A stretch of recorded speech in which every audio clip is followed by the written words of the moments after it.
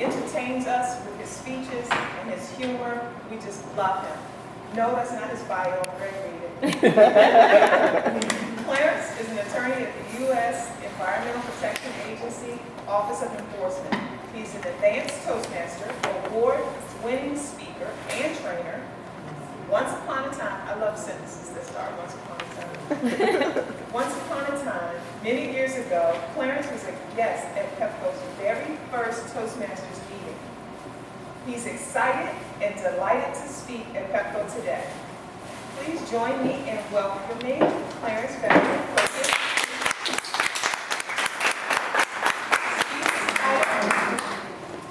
A really good friend. Clarence.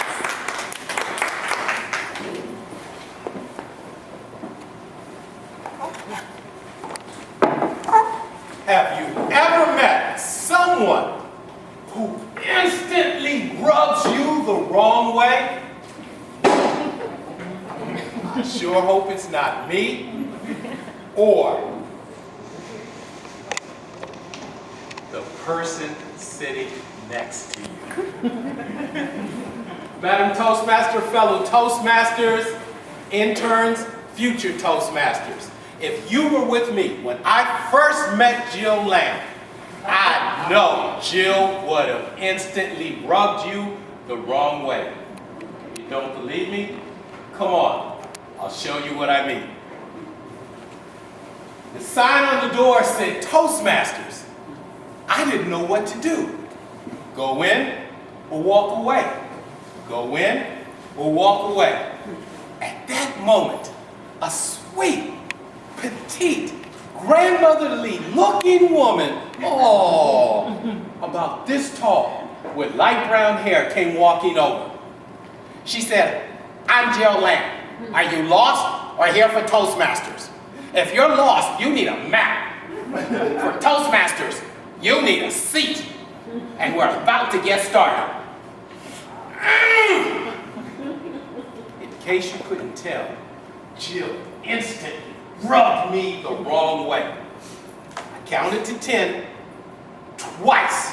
And then I walked into my first Toastmasters meeting. One of the speakers that evening was a veterinarian named Linda. Linda told incredible stories about animals. A few minutes later, Jill gave Linda an insanely intense evaluation with 26 suggestions for improvement, one for every letter of the alphabet. I wasn't the speaker, but when Jill got to Z, I started crying.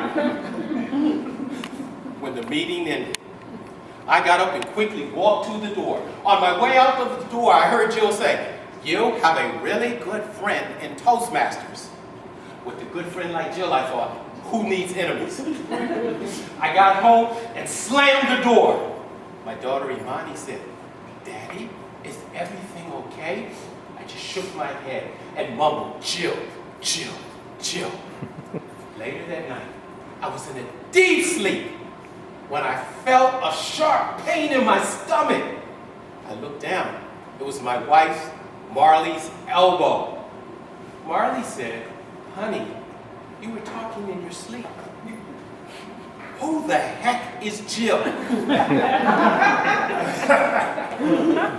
I explained to her what happened, and I think she believed me, because after that, I didn't have any more stomach pains. During the next 3 weeks, I went to 3 different Toastmasters meetings, uptown, downtown, and somewhere in between, hoping and praying and wishing that I would never, ever see Jill again. But guess who was behind door number 1, door number 2, and oh yeah, door number 3 at each of those meetings? I'll give you a hint. Her initials were J-I-L-L. Jill. At the end of every meeting, Jill said, "You have a really good friend in Toastmasters." When I went to a 4th Toastmasters meeting and I saw Jill, I realized what they say is true. You can run, but you can't hide. I gave up. I joined Shallhorn Toastmasters Club, where Jill was president.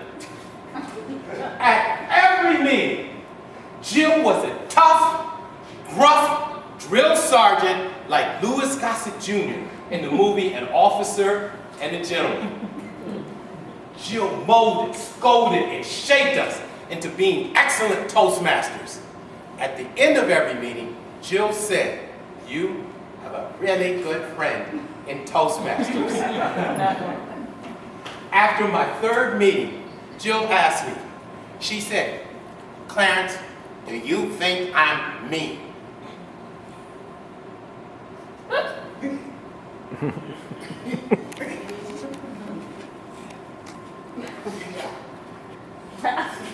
Jill, you are very, very, very mean and you rubbed me the wrong way the first time I met you, is what I wanted to say. What I said was, I guess, maybe. Jill shook her head. She said, "Clarence, you don't understand. Toastmasters is my family. My club members are my children. I give tough love to challenge and inspire them. I give tough love because I care very deeply about all of them. Even you, Clarence." Wow! Did you hear what I heard? I couldn't believe it. Under Jill's tough, rough exterior was a tougher, rougher interior. And underneath that was a really good friend. Over the next 4 years, Jill became a really good friend to me. Our families met at holiday parties at Jill's house. Jill gave me advice, whether I wanted it or not, on how to be a better Toastmaster, father, husband. I could always count on Jill for a shoulder to lean on. And then life happened. I got busy at work, busy with my family, busy with children. I joined a different Toastmasters Club, and I stopped being in touch with Jill. Fast forward, Labor Day 2007, I was at a picnic. My phone rang. Hello? It was Mike, a good friend of Jill's. "Yeah, Mike, what's going on?" "Jill, what?" "A stroke. A heart attack." "What do you mean she might not live?" "What hospital?" "Holy Cross." "I'm on my way." It was noon when I walked into Holy Cross Hospital. Jill's daughter Allison was crying and holding on to Mike. Over the next several hours, members of Jill's family trickled into the hospital. At 9 p.m., 9 hours later, an exhausted doctor walked over to where the people were in the hall. He said, "Are you Jill's family?" When a rainbow of ages and colors all said yes, the doctor was surprised. Then he got it. He slowly began to smile and said, "It was very close, but Jill is going to make it. She needs a lot of rest. I think we all do. Good night." Jill was later transferred to Randolph Rehabilitation Center. One afternoon, Mike and I went by to visit Jill. When we walked in a room, Jill was crying. Jill looked at us and she said, "I'm in pain 24/7. I'm very lonely. I don't know when I'm going to leave this place, and I don't know if I'll ever go to another Toastmasters meeting again." We didn't know what to say. Jill cried herself to sleep, and we left. 2 days later, Mike was at Do Tell Toastmasters Club, one of Jill's favorite clubs. Mike said, "Jill is miserable, she's in pain, she needs a really good friend. What can we do?" Hands were raised, people started talking. 2 weeks later, Do Tell Toastmasters Club had a very special meeting in a very special place. The community center, the community room in the rehabilitation center was packed and overflowing with Toastmasters. When Mike rolled Jill's wheelchair into the room, everyone shouted, "You have a really good friend in Toastmasters." Jill was excited and delighted to once again have the opportunity to be a tough, gruff drill sergeant. That evening, she molded, scolded, and shaped us once again into being excellent Toastmasters.